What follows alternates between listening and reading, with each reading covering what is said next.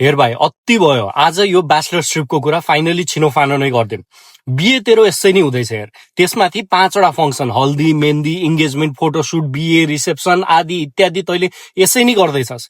5वटा 6वटा फङ्सनबाट 10% मात्र कटाइस् भने नि त्यसबाट टक्क एउटा ब्याचलर्स ट्रिप ढुक्कै बन्छ त। कसले बनायो कि साथीले ब्याचलर्स दिनुपर्छ भन्ने नियम चाहिँ, कि बालेनको नयाँ अध्यादेश आएको छ? यो ब्याचलर्स ट्रिप होइन कि हाम्रो लागि त यो फ्रेन्डसिपको इएमआई क्यालकुलेटर भइसक्यो भने। यही चक्करमा तेरो त बिहे भइहाल्छ, म चाहिँ 2 वर्षसम्म त्यही क्रेडिट कार्डको इन्स्टलमेन्ट तिर्दै बसिरहेको हुन्छु। अनि राम राम राम हेर्न यसको डिमान्ड। बोतलमा पहिला पहिला पेट्रोल भरेर ब्यागमा हालेर चाहिने जति मात्र पेट्रोल युज गरेर यहाँबाट त्यहाँ जाने मान्छे आफू, अनि तँलाई चाहिने ब्याचलर्स ट्रिप चाहिँ थाइल्यान्ड। यो जुन फ्रेन्डसिपको नाममा जुन लिगल पाप तैँले गर्न खोज्दैछस् नि, हेर नर्कमा छिराउनु अगाडि पनि तँलाई 4 चोटि प्री नर्क कटाएर बल्ल ल्याउँछन्।